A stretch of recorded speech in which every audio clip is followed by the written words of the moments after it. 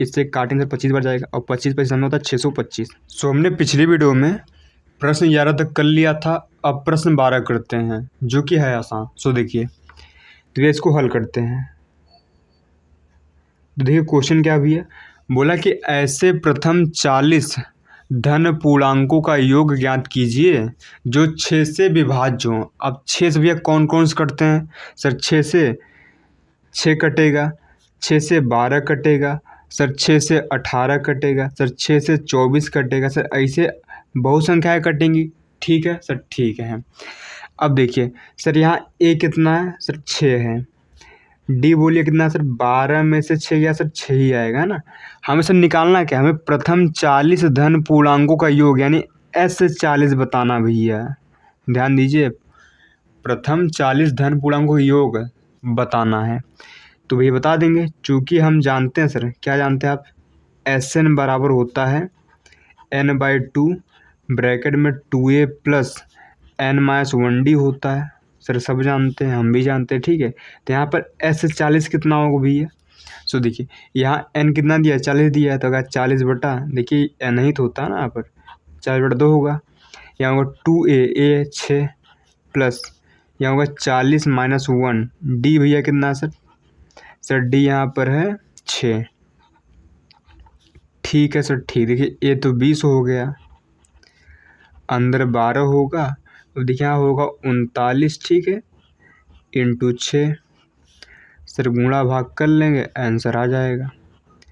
गुणा करिए, 6 9 होता है 54, हासिल लगा 5, 6 त्रिक 18, 18 5 होता 23 यानी 234 सर। अब 12 इसमें जोड़ लेंगे तो होगा 20। देखिए कितना वहाँ पर 6 यानी यहाँ पर बोलिए 246 आएगा। अब 20 से गुणा कर लीजिए तो 0 आएगा। 2 छंग 12 का 2 हासिल लगा 1, 2 चौके 8 1 9, 2 दूना 4। तो यही हमारा आंसर हो जाएगा। ठीक है सर, ठीक है। तो हमें ये लाना था। सो देखिए कितना आसान क्वेश्चन था। आशा करते हैं समझ में आया होगा। सो ये करते हैं प्रश्न नंबर 13 जो कि है आसान। देखिए प्रश्न 13 भी बहुत आसान है, करते हैं भैया। ठीक है, समझिए। तो इनको भी करते हैं भैया हल। देखिए बोल क्या रहा, बोला कि 8 के प्रथम 15 गुणजों का योग ज्ञात कीजिए। भैया गुणज क्या होता है? ये पहाड़ा होता है। गुणज माने पहाड़ा। तो 8 एकम 8, 8 दूना 16, 8 त्रिक 24, 8 चौक 32। भैया ये भी अनंत तक चलेगा। ठीक है सर, चलेगा, बिल्कुल चलेगा ना। 8 का पहाड़ा अनंत तक पढ़ सकते हैं। ठीक है सर, ठीक है।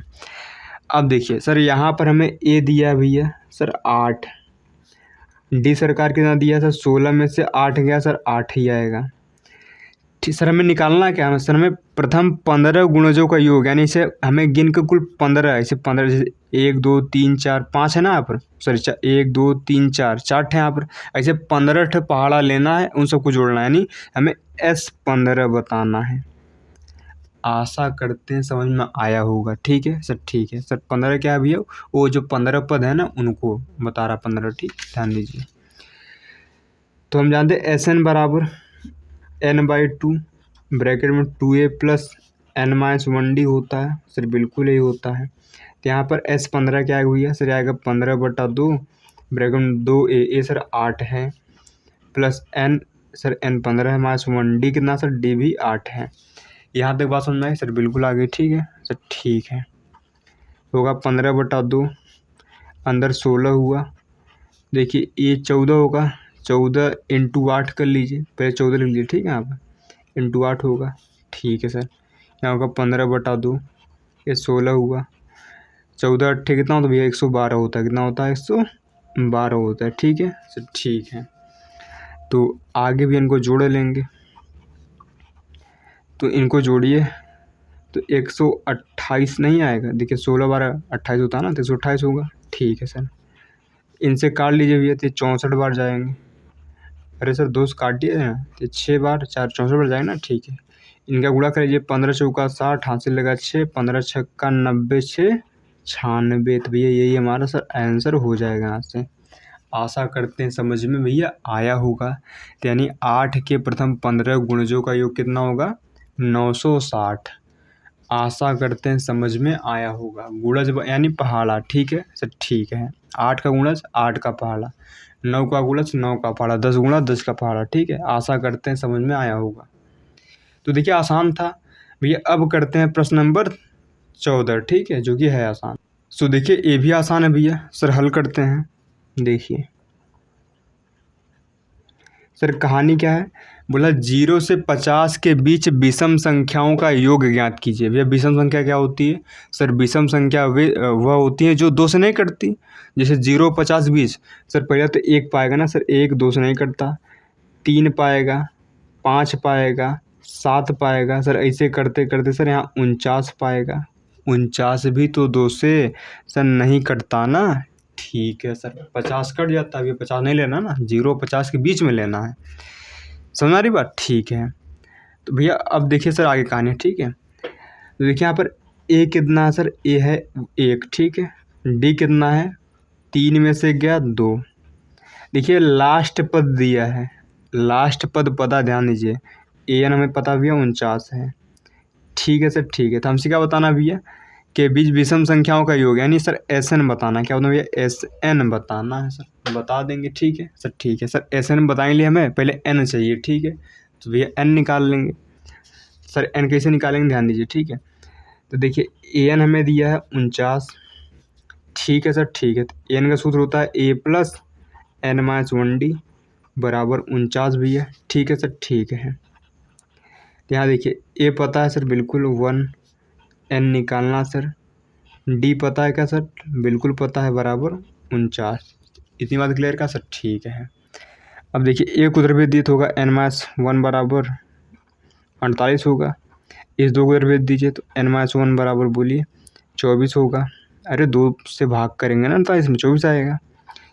n यहाँ 25 आएगा। ठीक है सर, ठीक है। तो n 25 आएगा। वैसे भी 0 से 50 के बीच 25 सम संख्या होंगी और 25 ही विषम संख्या होती हैं। ठीक है सर, ठीक है।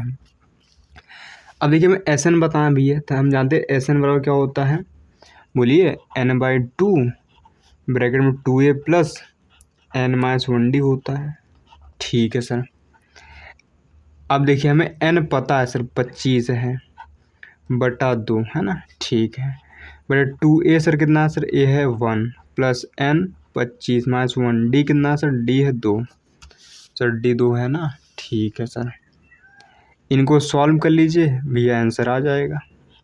यहाँ भैया 2 होगा, एक 24 बचेगा। 24 दूना सर 48 हो जाएगा सर, बड़ी अच्छी बात है ना। ये देखिए 50 हो गया, इससे काटेंगे सर 25 बार जाएगा और 25 25 में होता है 625। तो लीजिए आ गया आंसर। तो यानी है ना, तो विषम संख्याओं का योग 0 से लेकर 50 बीच कितना है? 625 है। सो देखिए सिंपल सा क्वेश्चन था, आशा करते हैं समझ में सर आया होगा, है ना। तो अब देखिए अब करते हैं भैया प्रश्न नंबर 15, जो कि है आसान। तो ध्यान समझिए, ठीक है। ये वाला पल्ले पढ़ ही गया होगा आप लोगों का, है ना। सो देखिए ये लिखा खाली बड़ा है, इसमें कुछ है नहीं। ठीक है, ये खाली लिखा बड़ा है। 1 नंबर का आसान क्वेश्चन समझिए। तो देखिए बोला निर्माण कार्य से संबंधित किसी ठेके में एक निश्चित, तो देखिए ना रहा, एक निश्चित तिथि के बाद कार्य विलंब से पूरा करने के लिए जुर्माना लगाने का प्रावधान इस प्रकार है। पहले दिन के लिए 200, दूसरे दिन के लिए 250, तीसरे दिन के लिए 300 इत्यादि। ठीक है, मतलब इसी तरह, अर्थात प्रत्येक उत्तरोत्तर दिन का जुर्माना अपने, ठीक है, अपने ठीक पहले दिन के जुर्माने से 50 रुपये अधिक है। एक ठेकेदार को जुर्माने के रूप में कितनी राशि अदा करनी पड़ेगी यदि वह इस कार्य को 30 दिन का विलंब कर देता है? ठीक समझिए। कहाँ है सर? क्या है सर? कोई भी सर कोई है ना ठेकेदार है, ठीक है सर, ठीक है। और वह ठेकेदार अगर काम को देरी से पूरा करता है तो उसको फाइन देना पड़ता है। सर फाइन किस देगा? पहले दिन का भैया फाइन है 200 रुपया, दूसरे के दिन का सर 250 रुपया है, तीसरे के दिन का 300 है। यानी हर दिन 50 सर बढ़ रहा है। ठीक है सर, ठीक है। समझिए, इसको हल कर जहाँ समझ आएगा। देखिए पहले दिन का फाइन कितना है सर? 200 रुपया है, दूसरे के दिन का भैया सर 250, तीसरे के दिन भैया 300। सर ऐसे बढ़ रहा है, ठीक है ना, ऐसे ही बढ़ रहा है। कोई दिक्कत? सर कोई दिक्कत नहीं, ठीक है। सर कहानी क्या है कि एक ठेकेदार 30 दिन विलंब से काम पूरा करता है तो उसको कितना फाइन देना पड़ेगा। भैया 1 दिन विलंब करोगे तो इतना देना पड़ेगा, ठीक है, समझ रहे हैं आप, ठीक है। फिर दूसरे के दिन के लिए है ना 50 बढ़ जाएगा, यानी आप अगर आपने 2 दिन नागा किया तो आपको पैसा कितना देना पड़ेगा, 450, समझ रहे हैं आप, ठीक है।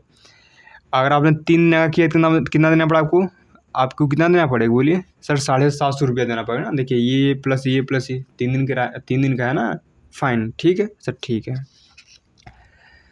अब देखिए मैं ए दिया यहाँ पर 200, डी पता भैया 250 में से 200 50 आएगा, है ना, ठीक है सर। एन दिया है 30 दिन, ठीक है। तो पूछा भैया कि एस 30 कितना होगा, मतलब हम 30 दिन ना करेंगे तो भैया कितना होगा, कितना फाइन देना पड़ेगा, ठीक है, समझिए। तो हम जानते भैया एस एन का सूत्र क्या होता है भैया सर, n/2 ब्रैकेट में 2a प्लस n-1d, ठीक है। तो यहाँ एस 30 कितना होगा, क्योंकि 30 दिन आगे कर रहा है ना, यानी 1 महीना आगे कर रहा है, तो उसको इस हिसाब से पैसा देना पड़ेगा। इस ये कितना 200 प्लस n 30 माइनस 1, सॉरी हाँ ठीक है, 1d कितना सर, डी है 50 रुपये, है ना, ठीक है। ये 15 हो गया, ये 400 होगा, ये 29, यहाँ 50, यहाँ देखिए 15 होगा, ये 400 होगा, एक गुणा कर लीजिए, 5 9 45, 80 लगा 4, 5 9 10 4 14, सर इतना आएगा। ये 15 होगा, देखिए कितना होगा सर, ये 1850 होगा, ठीक है सर, ठीक है। अब देखिए इनका गुणा कर लीजिए, है ना, 1850 में 15 से गुणा, 55 25, ठीक है, 5 8 40 2 42, 5 1 5 4 9, 1 सेकंड में पूरी कथा सर उतर जाएगी यहाँ पर, है ना। यहाँ 0 5 7 7 2, यानी उसको देना पड़ेगा 27,750 रुपया। अगर वो ठेकेदार 30 दिन काम लेट से पूरा करेगा तो उसको 27,750 रुपया का उसको फाइन देना पड़ेगा। आशा करते हैं समझ में आ गया होगा। क्वेश्चन में कुछ नहीं था, बोला था भैया अगर काम देरी से पूरा करोगे तो फाइन लगेगा। सर फाइन किस प्रकार लगेगा सर, पहले दिन का 200 रुपया, दूसरे के दिन के लिए 50 और बढ़ जाएगा यानी 250 हो जाएगा, तीसरे के दिन के लिए 50 और बढ़ जाएगा यानी 300 हो जाएगा। तो अगर आप कुल 30 दिन ना करते हैं तो आपको कुल कितना फ़ाइन देना पड़ेगा, तो ये आप यहाँ लगा दीजिए, है ना, एसन का सूत्र आ जाएगा सर, कितना फ़ाइन देना पड़ेगा। सर अगर आप 1 दिन नागा करेंगे 200 देना पड़ेगा, अब 2 दिन नागा करेंगे तो भैया 200 तो इसका देना पड़ेगा, साथ में इसका भी यानी 450 हो गया। अगर आप 3 दिन नागा करेंगे तो ए भी देना पड़ेगा सर, ए भी देना पड़ेगा, ए भी, कुल टोटल जोड़े यानी 750 हो जाएगा। उसी प्रकार का आप 30 दिन नागा करते हैं तो आपका फ़ाइन कितना होगा ये हमें बताना था। तो भैया वो फ़ाइन कितना आएगा, 27,750 रुपया आएगा। तो आशा करते हैं समझ में आया होगा। सिंपल सा क्वेश्चन था, बस लिखा बड़ा था, इसमें कुछ था नहीं, है ना।